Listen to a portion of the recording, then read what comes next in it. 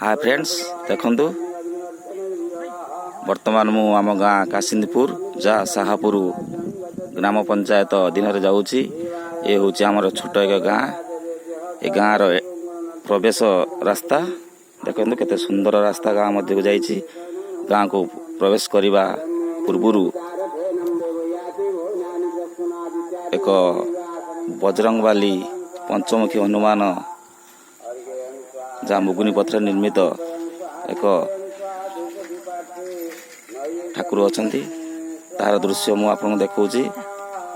ये देखंतु प्रवेश करिया पूर्व तार ये प्रवेश बाट यही बाट दे आम गाँ रो ठाकुर पाखक प्रवेश करूँ।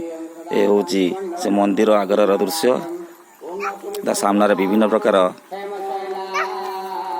गछ तथा विभिन्न प्रकार फूल गछ देखु आपण देखिपे। ये हूँ तार दृश्य।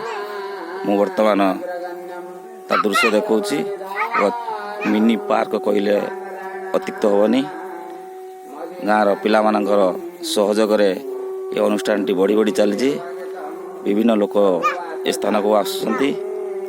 तार दृश्य मु देखौची।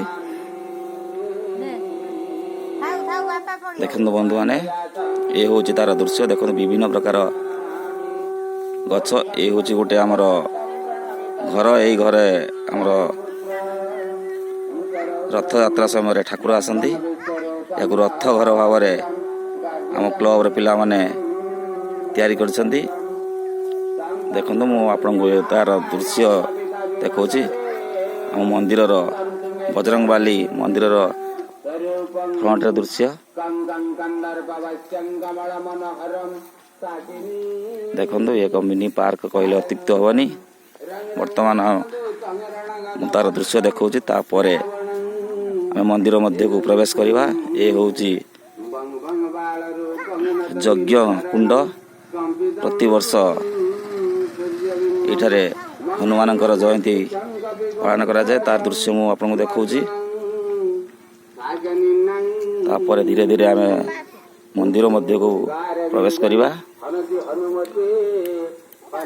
देखो तार दृश्य पार्क दृश्य देखंतु। विभिन्न प्रकार गछ विभिन्न प्रकार फूल गछ कदली गछ